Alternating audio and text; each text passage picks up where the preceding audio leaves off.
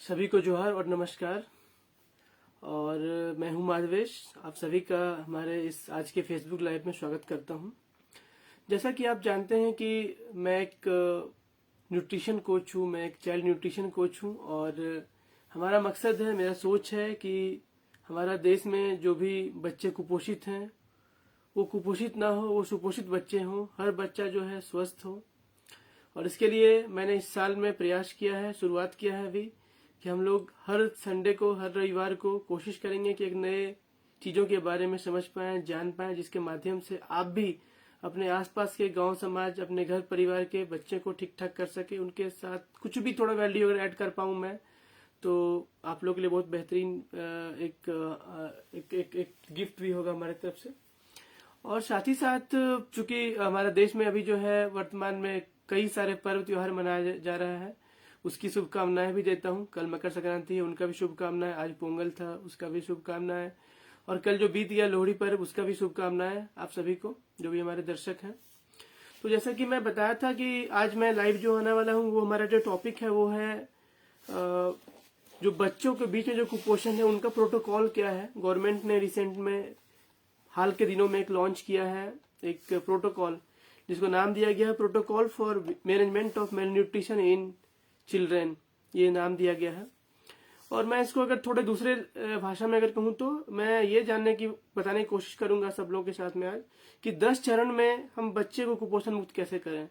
अगर कोई बच्चा, अगर आप पहचान में अगर आ गया कुपोषित है, तो how to eradicate malnutrition in 10 steps, कैसे हम 10 चरण में उसको हम उससे बाहर लेके जाएं। अब है कि थोड़ा समझना पड़ेगा हमें कि ये कुपोषण आखिर है क्या, क्यों इतना जरूरी है। तो आप हमारे जो देश का सबसे एक इम्पोर्टेंट सर्वे होता है, नेशनल फैमिली हेल्थ सर्वे, अगर उसके 5वें संस्करण के रिपोर्ट को देखेंगे तो लगभग 39% से ज्यादा बच्चे जो हैं कुपोषित हैं। इवन वो बच्चे का जो वजन है वो भी कमी है, बच्चे का जो हाइट है वो भी कम है, बच्चे का जो और भी अदर डेवलपमेंट होना चाहिए था वो काफी कमी है। क्योंकि समझिए कि हमारा लगभग हर तीसरा बच्चा, ऑलमोस्ट कह सकते हैं हर तीसरा बच्चा जो है कहीं न कहीं हमारे घर में कुपोषित है। चाहे वो आपके घर में हो सकता है अगर आप सुन रहे हो मेरे इस वीडियो को, आप अपने घर में आप देख सकते हैं, हो सकता है आपके घर में 3 बच्चे हो, तो आप हो सकता है सोचिएगा कि कहीं न कहीं वो तीसरा बच्चा तो नहीं जो मेरे घर में ही रह रहा है और जो बच्चा कुपोषित है।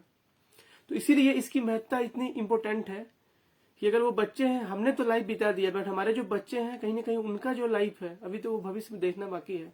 इसके लिए जरूरी है कि हम उनके प्रति अभी से समर्पित रहें, जिम्मेवार रहें।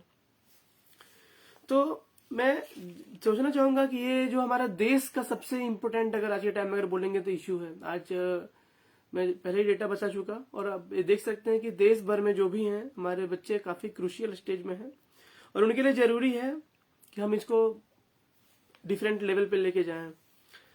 और जो अगर हम फॉर्म्स की बात करेंगे, अगर हम बात करेंगे कुपोषण के कितने रूप हैं, कितने प्रकार के हैं, कितने तरह के हैं, तो आप मुख्य रूप से अगर आज हम देखते हैं तो मुख्य रूप से 3 भागों में से बांटा गया है। पहला जो है वो है अंडरवेट, अर्थात बच्चे का जो वजन है उसके उम्र के मुताबिक, उनके उम्र के मुताबिक उसका वजन जितना होना चाहिए था। गवर्नमेंट ऑफ इंडिया ने एक स्टैंडर्ड सेट किया है हमारे देश के लिए। इवन वर्ल्ड WHO हम लोग जिसको बोलते हैं, वर्ल्ड हेल्थ ऑर्गेनाइजेशन, विश्व स्वास्थ्य संगठन ने एक स्टैंडर्ड सेट किया है कि हर बच्चे का आइडियल वेट क्या होना चाहिए। एज पर सपोज 1 मंथ का होगा तो कितना होगा, 2 मंथ का होगा तो कितना होगा, 3 मंथ का होगा तो कितना होगा। इसके अकॉर्डिंग उन्होंने सेट किया है पैरामीटर्स। और अगर वो बच्चा उस कैटेगरी में सेट नहीं होता है तो इसका मतलब है कि कहीं ना कहीं वो बच्चा जो है अल्प वजन का शिकार है। अब उसमें 2 तरीके भी हो सकते हैं। कुछ बच्चे ऐसे होंगे जो कि थोड़े से लेवल में अल्प वजन होंगे, कुछ बच्चे ऐसे होंगे जिनका कि बहुत ज्यादा अल्प वजन होगा। तो हमको ये देखना होगा कि कहीं वो उस क्राइटेरिया में तो मैच नहीं कर रहा है, नंबर 1। दूसरा जो बोला गया है कुपोषण का जो रूप, वो है स्टंटिंग। स्टंटिंग का मतलब होता है नाटापन। बच्चा जो है उसका कद जो है नाटा है। तो मैं जैसा कि बता रहा था कि WHO ने भी उसका भी एक स्टैंडर्ड सेट करके रखा है कि हमारा बच्चा जब सपोज एक 3 महीने का होता है तो उसका क्या प्रॉपर हाइट होना है। अब ये दोनों जो केस हैं, बच्चे मतलब बच्चियों के लिए और बच्चे, लड़के और लड़कियों के लिए थोड़ा डिफरेंस भी होता है। बट उस स्टैंडर्ड को अगर बच्चा प्राप्त नहीं कर पा रहा है, इसका मतलब है कि कहीं ना कहीं वो बच्चा जो है नाटापन का शिकार है। और मैं बता दूं, लगभग हमारे देश में ऐसा सिचुएशन है कि जन्म के समय ही 20% लगभग बच्चे जो है उस समय ही उनका हाइट जो है प्रॉपर हाइट नहीं हो पाता है। ये एक अनफॉर्चुनेट हम लोग के साथ में है, और उसको हटाना भी एक तरह से इतना जल्दी तो संभव नहीं हो पाएगा। और तीसरा जो पहलू है वो है हमारा वेस्टिंग का, जिसको हम बोलते हैं हिंदी में दुबलापन। इसमें क्या होता है कि बच्चे का हाइट के अकॉर्डिंग उसका वेट देखा जाता है कि उसके ऊंचाई के हिसाब से जितना वेट होना चाहिए था वो वेट बच्चा गेन किया है या नहीं किया है। मैं संक्षिप्त रूप में बताना चाह रहा हूं इन तीनों के बारे में, ताकि आप एक ब्रीफ समझ सकते हैं, इसलिए मैंने ब्रीफ बताया। नाउ अब इसका इम्प्लीकेशन क्या है, क्यों जरूरी है ये चीज, क्यों इंपॉर्टेंट है। तो इस इम्प्लीकेशन ये है कि एडवर्स इम्पैक्ट इतना हो सकता है कि चाइल्ड मोर्टिलिटी अर्थात बच्चा वो जीवित ना रह सकता हो, ऐसा भी सिनेरियो हो सकता है कि इन सारे चीजों की वजह से हमारे जो देश में बच्चे, कई बच्चे ऐसे हैं, कई हजार कई लाख बच्चे ऐसे हैं जो कि शायद अपना यूं मैं कहूं कि अपना 1 माह भी देख नहीं पाते हैं। कोई अगर 1-2 महीना देख लिया तो अगले हो सकता है 1 साल नहीं देख पाते होंगे अपने लाइफ का। तो ये बहुत क्रिटिकल है, बहुत गंभीर समस्या हमारे देश का है। दूसरा एक गंभीर एक हो सकता है कि उसका ब्रेन डैमेज हो सकता है इन चीजों की वजह से। तो वो भी एक एडवर्स इफेक्ट है हमारा मल न्यूट्रिशन का, कुपोषण का, कि बच्चे का जो ब्रेन है वो प्रॉपर डेवलप नहीं हो पाएगा। तो बच्चा क्या होगा, ऑटिज्म का शिकार हो जाएगा, मंद बुद्धि का हो जाएगा, और लाइफ में उनके माता पिता या उनके और भी आसपास जो लोग रह रहे हैं कहीं ना कहीं वो भी डिस्टर्ब होते रहेंगे। और तो अब सवाल है कि क्या करना चाहिए हमें। तो एक तो ये है कि गवर्नमेंट ऑफ इंडिया ने और इवन सभी स्टेट गवर्नमेंट ने भी कई सारे स्कीम्स आज के टाइम में ऑलरेडी चल रहे हैं, चलाए जा रहे हैं, जिसमें सबसे इम्पोर्टेंट जो कि नाम अगर हमारे मुंह पे आता है तो ICDS का स्कीम है, जिसको हम लोग 1975 ईस्वी से चला रहे हैं, हमारे देश में चल रहा है।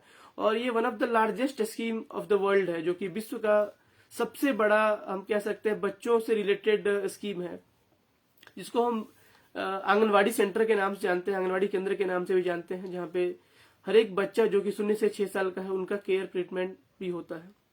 दूसरा जो गवर्नमेंट ऑफ इंडिया ने एक रिसेंटली एक स्कीम लॉन्च किया था जिसका नाम था पोषण अभियान, जो कि 2018 में लॉन्च हुई है और 8 मार्च 2018 को। अभी उसका एक नया स्वरूप आ गया जिसको पोषण 2.0 भी हम लोग बोल रहे हैं। और एक स्कीम है प्रधानमंत्री मातृ वंदना योजना, जिसके माध्यम से भी जो गर्भवती माताएं हैं उनको भी हम सरकार ने एक प्रोविजन किया है कैश के फॉर्म में उनको पैसे देने का। ये सारी कुछ स्कीम्स हैं जो कि ऑलरेडी गवर्नमेंट ऑफ इंडिया के द्वारा चलाए जा रहे हैं। कई सारे स्टेट गवर्नमेंट ने अपना अपना इनिशिएटिव लिया है, but again the issue remains लगभग वही है। तो अब एक नया जो गाइडलाइन गवर्नमेंट ऑफ इंडिया ने रिसेंटली लॉन्च किया है जिसका नाम है प्रोटोकॉल फॉर मैनेजमेंट ऑफ मल न्यूट्रिशन इन चिल्ड्रेन, और ये इसका एक गाइडलाइन है, लगभग करीब 20-25 पेज का ये गाइडलाइन है जो कि रिसेंटली गवर्नमेंट ऑफ इंडिया ने लॉन्च किया है। मैं उम्मीद करूंगा कि जो भी आप लोग इस सेक्टर में इंटरेस्ट रखते हैं और आप चाहते हैं कि अपने समाज में कुछ कंट्रीब्यूट कर पाए, तो डेफिनेटली इस स्कीम का गाइडलाइन को, प्रोटोकॉल को आप ले सकते हैं, पढ़ सकते हैं। ये WCD जो women and child development government of India का जो वेबसाइट है वहां पे ये डॉक्यूमेंट अवेलेबल है। आप मुझे भी मैसेज कर सकते हैं, I can share you with you again. So point ये है कि हम लोग 10 स्टेप में हमारा जो टॉपिक है आज का अगर देखें तो हम कैसे 10 बट उसके बढ़ने से पहले मैं एक पिक्चर दिखाना चाहूंगा आपको। हालांकि ये बहुत ज्यादा आई थिंक फ्रूटफुल शायद कितना हो पाएगा, बट ये देखिए, ये एक चार्ट है जो कि मुख्य रूप से 4 भागों में गवर्नमेंट ऑफ इंडिया ने इसको बांटा है कि 4 मुख्य कैटेगरी हैं जिनको हमें फोकस करना है, ध्यान देना है। एक तो पहला है वो है एडोलसेंट गर्ल्स का, अर्थात एडोलसेंट गर्ल्स जो कि मुख्य रूप से किशोरियां, जिनको हम मान सकते हैं 14 to 18 ईयर्स आप ले सकते हैं, जिनका कि एडोलसेंट का जो हेल्थ है उनको प्रमोट कैसे करें, उनको हम अच्छे तरीके से कैसे हेल्थ प्रमोट करें।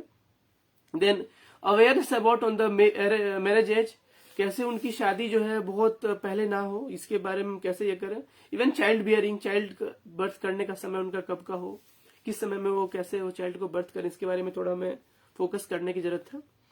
दूसरा है कि pre birth and post birth, जो कि मदर्स के लिए ये पॉइंट एप्लीकेबल है कि कैसे हम जब होम बेस्ड केयर दे सकें, हम लोग ANC बोलते हैं, एंटीनेटल केयर बोलते हैं, ANC चेकअप जो बोलते हैं। तो जब वो मदर प्री बर्थ से पहले के स्टेज में होती है प्लस पोस्ट बर्थ जब वो बच्चे को जन्म देती है, दोनों स्टेज में हम कैसे माता को सपोर्ट कर पाए, उनको हम असिस्ट कर पाए, उनको हम हेल्प कर पाए, जिस माध्यम से अगर माता स्वस्थ होगी, अगर माता इंपावर्ड होगी, माता अगर खुद फिट रहेगी तो डेफिनेटली उसका बच्चा का भी जो होने का चांसेस है फिट रहने का ज्यादा होगा।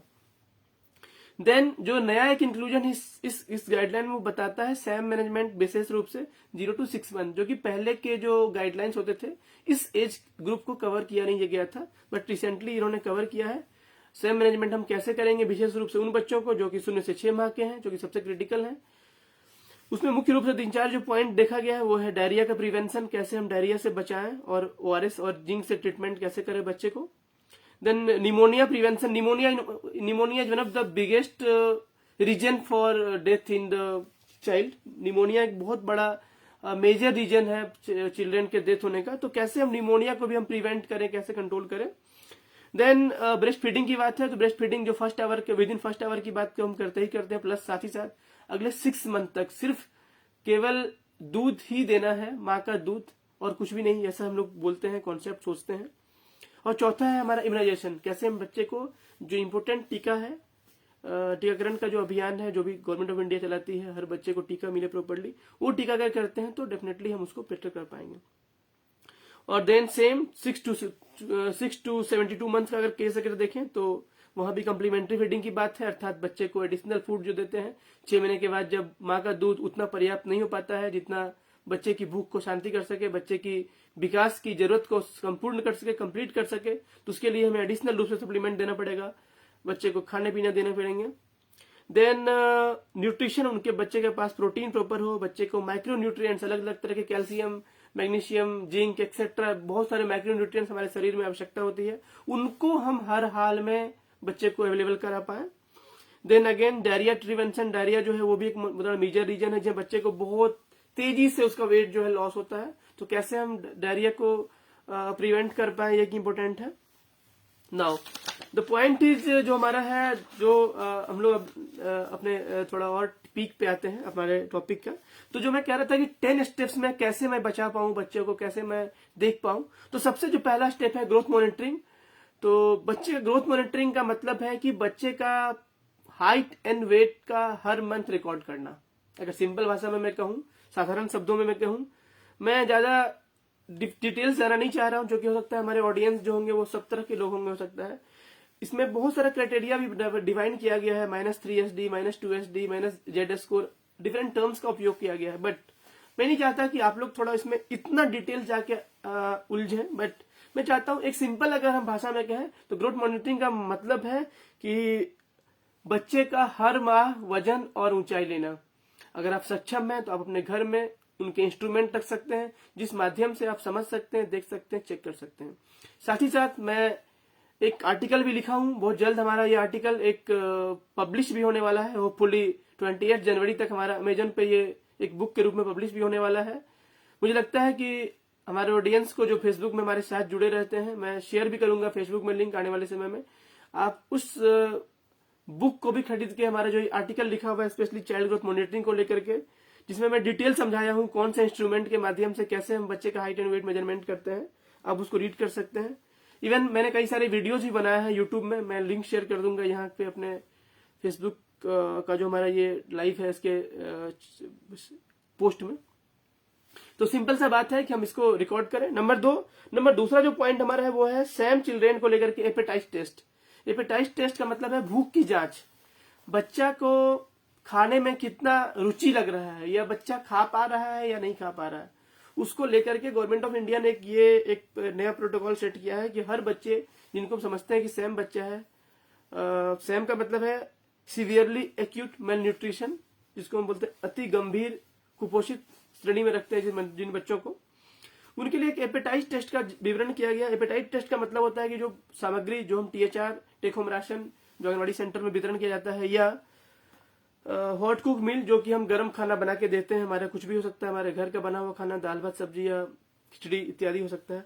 आप उस बच्चे को खिला के आप ऑब्जर्व करेंगे, देखेंगे कि बच्चा का एपेटाइट का जो लेवल है, उसकी जो भूख की जो सिचुएशन है वो कितनी बेहतर है, या बच्चा खा ही नहीं पा रहा है, या बच्चा अगर छोटा है 6 मंथ से मान लीजिए तो हो सकता है बच्चा सकिंग नहीं कर पा रहा होगा, ब्रेस्ट फीडिंग प्रॉपरली नहीं कर पा रहा होगा, ये भी एक रीजन हो सकता है, जिस कारण से भी आप एक समझ सकते हैं कि हाँ बच्चा जो है प्रॉपरली वो उसको भूख नहीं लग रही है या उसको उतनी ताकत ही नहीं है कि वो प्रॉपर शकिंग कर पाए।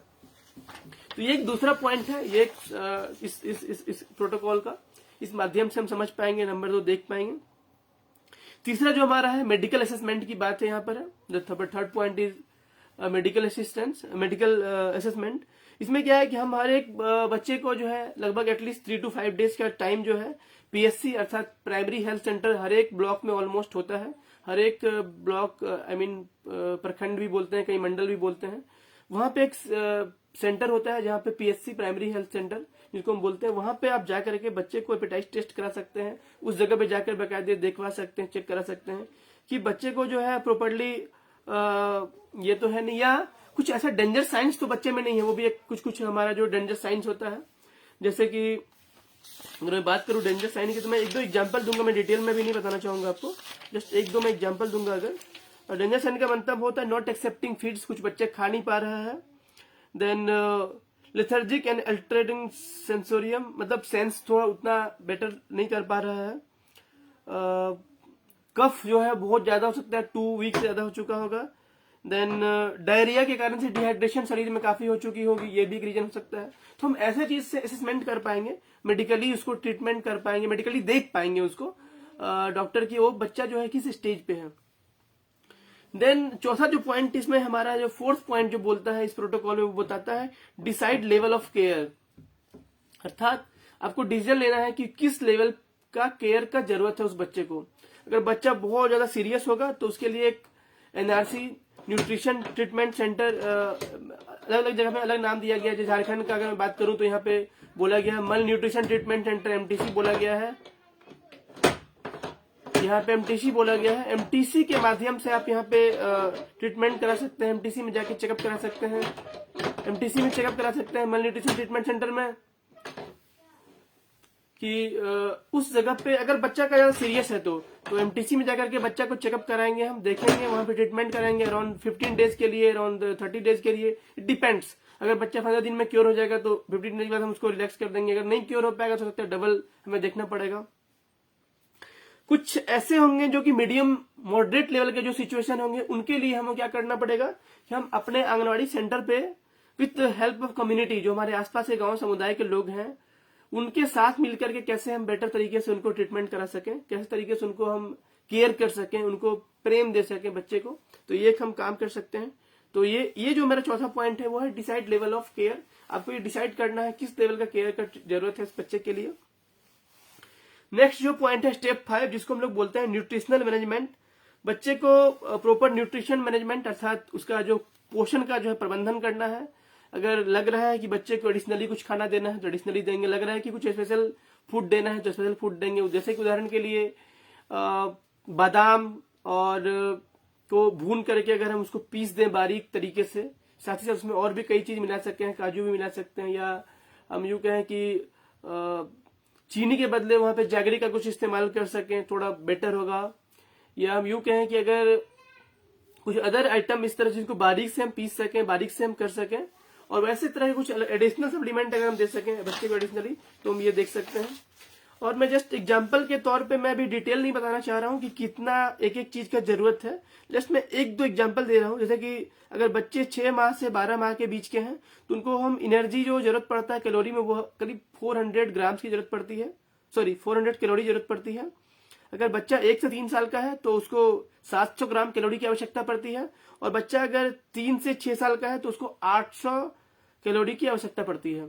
तो आपको देखना पड़ेगा कि बच्चा को हम इस तरह से इतना कैलोरी में उसको प्रॉपर डाइट, चाहे वो डिफरेंट मीडियम से, चाहे वो टेकोम राशन हो, चाहे वो मॉर्निंग स्नैक्स के माध्यम से, चाहे वो हॉट कुक मिल के माध्यम से, जैसे भी हो, ये इतना हम उसको अवेलेबल करा रहे हैं या नहीं करा रहे हैं, तो ये हमें देखना पड़ेगा। अब अगर हम जैसे प्रोटीन की बात करें तो प्रोटीन अगर 6 से 12 महीने के लिए बच्चे के लिए 15 से 20 ग्राम प्रोटीन की आवश्यकता है। अगर हम 1 साल से 3 साल के बच्चे की बात करें जो कुपोषित है, उनके लिए 25 से 30 ग्राम प्रोटीन की आवश्यकता है। और बच्चा अगर 3 से 6 साल का है तो उसके लिए हमें 25 से 30 ग्राम की प्रोटीन की आवश्यकता है। ऐसे बहुत सारे अदर अलग एलिमेंट्स हैं, कार्बोहाइड्रेट हैं, देन कैल्शियम की मात्रा है, जिंक की मात्रा है, डिटेल्स के लिए आप मुझसे संपर्क कर सकते हैं। I will share the document जिसको माध्यम से आप देख सकते हैं। तो कई सारे चीजें हैं, आई मीन आयरन की आवश्यकता है बच्चे को, विटामिन ए की आवश्यकता है, विटामिन B6 की आवश्यकता है, विटामिन B12 की आवश्यकता है। तो कई सारे जो माइक्रो न्यूट्रिएंट्स हमारे जो हैं, जो बच्चे को जरूरत है, जो बच्चे को नीड है, ऐसे बच्चे जो कुपोषित हैं उनके लिए हमको देखना पड़ेगा। तो ये हमारा 5वां हमारा स्टेप है। देन आप देख सकते हैं इसके लिए कैसे आप लोकली फूड आपके पास जो भी अवेलेबल हो, जैसे भी आप उसको पीस के दे सकें। अगर बच्चा को देख के आप, जैसे कि हमारे पास बनाना है, आई मीन बनाना जो कि केला जिसको बोलते हैं, पपीता जो कि बहुत ही ये सब थोड़ा आसान है, उसको पीस कर दे पाना, थोड़ा ये कर पाना, और उससे बच्चे को तुरंत एनर्जी भी थोड़ा मिलेगा। देन और भी जो हमारे क्विक एनर्जी के लिए घी दे सकते हैं बच्चे को, ये सब दे सकते हैं। इसका भी एक अलग चार्ट बना हुआ है, बट मैं कभी अलग से शेयर करूंगा। देन नेक्स्ट जो है हमारा है मेडिकल मैनेजमेंट, नंबर 6 स्टेप जो हमारा है मेडिकल मैनेजमेंट। कैसे हम मेडिकली बच्चे को मैनेजमेंट करें, अर्थात जो भी मेडिकल कॉम्प्लिकेशंस हैं, जो भी उनको हम देखते रहें। कुछ बच्चे ऐसे होंगे जिनका कि काफी बड़ा मेडिकल कॉम्प्लिकेशन हो सकता है, तो उसके लिए प्रॉपर केयर नर्स का है या नहीं है, प्रॉपर केयर उनके डॉक्टर वहां पे ऑब्जर्व कर रहे हैं या नहीं कर रहे हैं।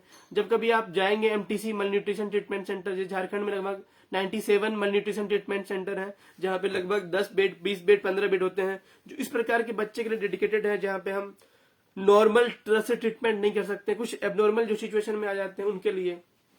तो उनके लिए हमें एक्स्ट्रा केयर की आवश्यकता पड़ती है, तो वैसे सेंटर में उनको ले जाना पड़ेगा, जहां पे उनके जो भी डॉक्टर हैं अपनी संदर्भ में, अपने देखरेख में उनके साथ बेहतर ट्रीटमेंट करते हैं, ताकि वो जल्दी क्विकली रिकवर कर पाए। नेक्स्ट जो हमारा step number 7, that is nutrition, health education and counselling through even including vast practices. अर्थात वास्ट का मतलब हमारा है कि हमारा जो वाटर है, सैनिटेशन एंड हाइजीन, जो हमारा जो हम पानी पी रहे हैं वो पानी सही है या नहीं है। अगर पानी सही नहीं होगा तो सबसे बड़ा एक रीजन हो जाता है बच्चे में संक्रमण फैलने का। तो जरूरत है कि हमारा जो वाटर है वो अच्छा हो, कम से कम एटलीस्ट बॉइल्ड वाटर जरूर यूज करें। देन हमारा जो सैनिटेशन फैसिलिटी है, हमारे आसपास कोई गंदगी ना होना चाहिए। हमारे जहाँ पे बच्चे को टॉयलेट कराते हैं, बच्चे को जहाँ पे पोटी कराते हैं, वहां पे वो साफ सुथरा जगह होना चाहिए, साफ क्लीन रहना चाहिए। प्रॉपर कपड़े जो बच्चे को बनाते हैं वो प्रॉपर हाइजीनिक होने चाहिए, अच्छे से वॉशेबल होना चाहिए। साथ ही साथ हर एक बच्चे के माता पिता को इस प्रकार की एजुकेशन मिलनी चाहिए जिनके माध्यम से वो समझ पाए कि हमको बच्चे के लिए प्रॉपर केयर देना है, ध्यान रखना है, उनके प्रति थोड़ा एनर्जी देना है, उनके प्रति थोड़ा सा प्रेम के साथ देखभाल करना है। प्रॉपर फीडिंग का जरूरत पड़ रहा है, प्रॉपर फीडिंग है या नहीं है। अगर हम बच्चे सपोज एक कटोरा एक सिम्टम पे ले सकते हैं, अगर एक कटोरा सपोज 100 ग्राम का मेरे पास अगर है, उस कटोरे के माध्यम से हम देख सकते हैं बच्चे को हमने 5 बार खाना दिया, 6 बार खाना दिया, तो कितने मात्रा में खा पाया। इस तरह से आप ट्रैक कर सकते हैं न्यूट्रिशन को। हेल्थ के बारे में एजुकेट कर सकते हैं, खुद से समझ सकते हैं। कुछ पिक्टोरियल चार्ट आज के टाइम में कई सारे बाजारे मिलते हैं, कई सारे वीडियोज हैं यूट्यूब में, कई सारे वीडियोज हैं फेसबुक में। आप उन वीडियो को भी देख सकते हैं जिनके माध्यम से आप समझ सकते हैं कि कैसे हम प्रॉपरली हेल्प कर पाए उस परिवार को, उस बच्चे को। तो ये एक इम्पोर्टेंट एस्पेक्ट है, स्टेप है, step number 7। Then step number 8 जो है वो है visit by AWW and referral services. जो हमारा सबसे जो बैकबोन है इस प्रोटोकॉल का, वो ये बताता है कि हमारा जो आंगनवाड़ी सेविका है वो सबसे महत्वपूर्ण भूमिका निभाती है इस तरह के केसेस में। ANM जो है वहां पे ANM इवन आशा वर्कर भी कहीं पे यहाँ पर है, जैसे झारखंड में सहायिका के नाम से जाना जाता है। I don't know other states में क्या नाम से जाना जाता है, बट हर जगह अवेलेबल जरूर होंगे लोग जो कि हमारे हेल्थ के टीम से या ICDS के टीम से अवेलेबल रहते हैं। उनका रेफर विजिट, उनका लगातार उनका विजिट, कंटिन्यूअस विजिट उस जगह पे, उस घर में होना कि हाँ उस बच्चा को अगर प्रॉपरली ग्रोथ मिल रहा है या नहीं मिल रहा है। अगर कोई बच्चा आइडेंटिफाइड हो गया तो प्रॉपर वेट गेन कर रहा है या नहीं कर रहा है। इस तरह के लोगों का विजिट होना बहुत ही अनिवार्य है। आप उनसे बातचीत कर सकते हैं, उनके बारे में पूछ सकते हैं, आप उनको कॉल कर सकते हैं। साथ ही साथ जो मैं बात कर रहा था कुछ डेंजर्स की, जैसे कि सीवियरली निमोनिया ना हो जाए, कुछ उसको नॉट अलर्ट, अनकॉन्शियस बच्चा कहीं अगर हो जाता है, एपेथेटिक हो जाता है, not eating for 3 consecutive days, अगर 3 दिन से बच्चा नहीं खा पा रहा है, इस प्रकार की सिचुएशन में। Failure to gain weight for consecutive 2 weeks, अगर 2 वीक्स से वेट गेन नहीं कर पा रहा है, कंस्टेंट एक ही जगह बना हुआ है, तो ऐसे सिचुएशन में वो सेविका अगर देखती है या अगर वो ANM देखती है तो कहीं ना कहीं उनके दिमाग में आ जाता है कि हाँ इस बच्चे को हमको थोड़ा स्पेशल केयर की जरूरत है। तो ये एक इंपॉर्टेंट एस्पेक्ट है। Then step number 9 that is है ड्यूरेशन ऑफ मॉनिटरिंग। आप जब भी हमारे जो सेम बच्चे हैं या मैम बच्चे हैं तो आपको देखना पड़ेगा, अगर सेम बच्चे को हमें स्पेशल ट्रीटमेंट करना है टिल 6 ईयर्स तक हमें देखना है, 6 साल की उम्र तक कि बच्चा प्रॉपर ग्रोथ हो रहा है या नहीं हो रहा है, क्योंकि वो बच्चे बहुत क्रिटिकल होते हैं, बहुत सीरियस होते हैं वैसे बच्चे, जिसको हम सीवियरली एक्यूट मेलन्यूट्रिशन कहते हैं। मैम जो है जो कि थोड़ा सा उनसे बेहतर पोजीशन वाले बच्चे हैं, उनके लिए हमको देखना पड़ता है कम से कम लगातार 2 महीने का कंसिस्टेंटली एफर्ट, कि कंसिस्टेंटली वेट गेन कर रहा है, कंसिस्टेंटली उन्होंने बच्चे का जो फीडिंग है, बच्चे का जो प्रैक्टिसेस है, इन सारी चीजों पे एक्टिव है या नहीं है। Then the step number 10 and the last one that is है फॉलो अप केयर। हमारे बच्चे का अगर कोई बच्चा सैम था या मैम था वो रिकवर होकर बेटर हुआ है तो हमें कंसिस्टेंट केयर की जरूरत पड़ती है, फॉलो अप की जरूरत पड़ती है, क्योंकि अगर हो सकता है कोई बच्चा जब कमजोर होता है तो तुरंत ठीक होने के बाद क्या होता है कि उसका भी इम्यून सिस्टम उतना मजबूत नहीं होता है, हो सकता है फिर गलती से कहीं दोबारा उस पुरानी पोजीशन में ना पहुंच जाए, इस कारण से हमें जरूरत पड़ता है कि हम उसको प्रॉपर फॉलो अप केयर करें। तो this is all about the 10 steps जो मैं बता रहा था अभी तक। ये हमारा एक ओवरव्यू दिया, मतलब मैं बहुत ज्यादा डिटेल बता नहीं सकता हूँ बिना एक डिफरेंट लेवल का जो अलग अलग टर्म्स हैं और ये अलग अलग डिटेल्स, इट्स वेरी डिफिकल्ट कि मैं शेयर कर पाऊँ यहाँ पे। थोड़ा ये बहुत यह हमें और समय की आवश्यकता पड़ेगी। आप हमें मैसेज कर सकते हैं अगर आप इंटरेस्टेड हैं तो मैं अलग से कभी जूम पे हिसाब से कर सकता हूँ। देन वन कॉन्सेप्ट ये है जो मैं चाहता हूँ, जो आप दर्शक हैं, जो आप लोगों से या जो हमारे सुन रहे हैं, आप सभी का बहुत बहुत धन्यवाद अभी तक सुनने के लिए। जपलीन अरोरा जी आपका बहुत बहुत धन्यवाद, विशाल बत्रा जी आपका बहुत बहुत धन्यवाद, सुमन जना जी आपका बहुत बहुत धन्यवाद, प्रिया बसुरेटा खुद आंगनबाड़ी सेविका एक है झारखंड की, वन ऑफ द लीडिंग सेविका हैं, वो बहुत एफर्ट करती हैं, उनको बहुत बहुत धन्यवाद। अमित प्रधान जी आपका कमेंट है हमें मोटिवेट करता है, आपका बहुत बहुत धन्यवाद। मनोज सिंह जी बहुत बहुत धन्यवाद, प्रणाम। आदित्य कुमार शाहरुख आप कंसिस्टेंटली देख रहे हैं, मैं बहुत बहुत धन्यवाद।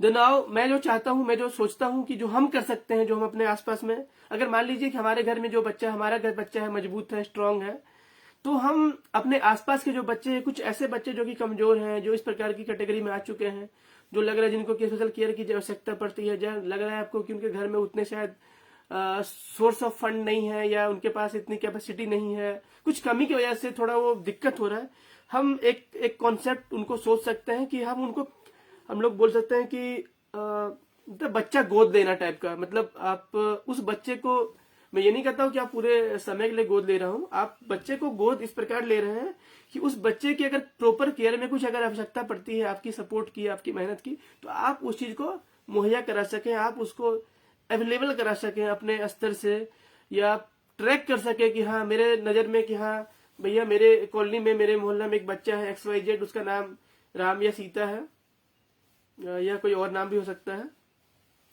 उस बच्चे को जो मैं कुछ अलग से एफर्ट देके प्रयास कर सकता हूं, उनको ठीक कर सकता हूं, तो आप ये कर सकते हैं।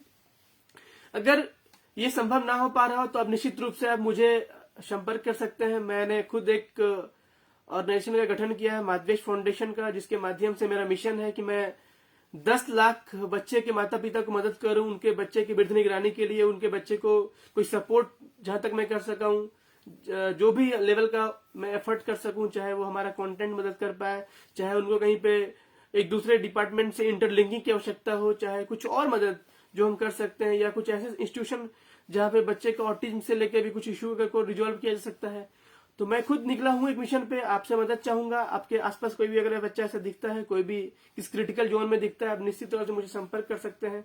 मुझे कमेंट बॉक्स में अपना शेयर कर सकते हैं, अपना कॉन्टेक्ट नंबर, मुझे मैसेज कर सकते हैं, मेरे माधवेश फाउंडेशन के फेसबुक पेज को आप लाइक कर सकते हैं, माधवेश फाउंडेशन के यूट्यूब चैनल को आप लाइक कर सकते हैं, सब्सक्राइब कर सकते हैं, माधवेश फाउंडेशन के जो ग्रुप बने हुए हैं फेसबुक में, आप उसमें जुड़ सकते हैं, ताकि आप वहां भी मुझे शेयर कर सकते हैं, तो मैं उसके ऊपर कुछ सोच सकूं, कुछ वर्कआउट कर सकूं, कुछ मदद कर सकूं।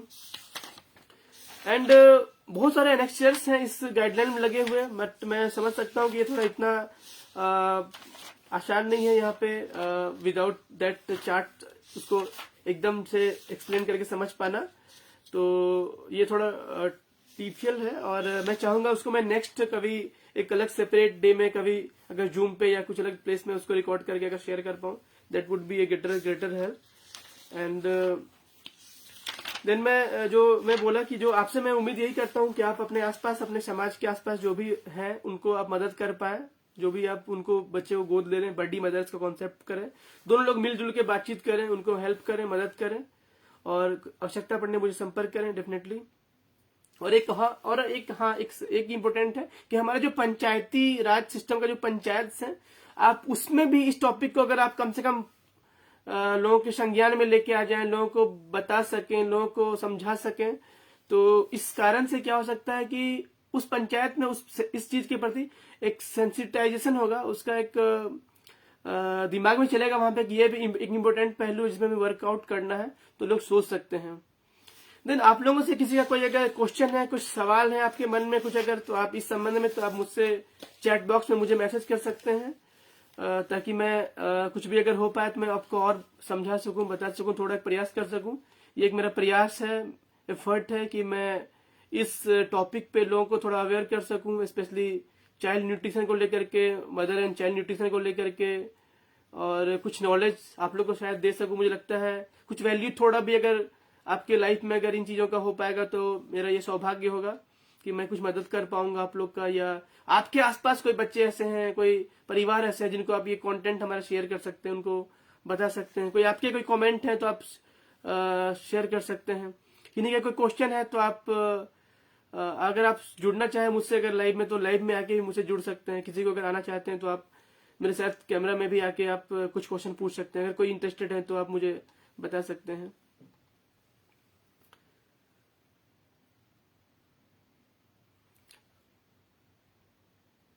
अगर आप किसी का कोई सवाल अगर है तो मैं जरूर चाहूंगा कि आपको मैं मदद कर पाऊँ, आपको मैं सहयोग कर पाऊँ। अदरवाइज हमारा जो आज का ये सेशन है अब अंतिम क्षण की ओर है, और पुनः मैं सभी दर्शकों का बहुत बहुत धन्यवाद देना चाहता हूँ। आप लोगों ने इतना धैर्यपूर्वक सम्मान देते हुए इस कंटेंट को सुना है, आप लोग का बहुत बहुत अहोभाव और धन्यवाद। Thank you very much.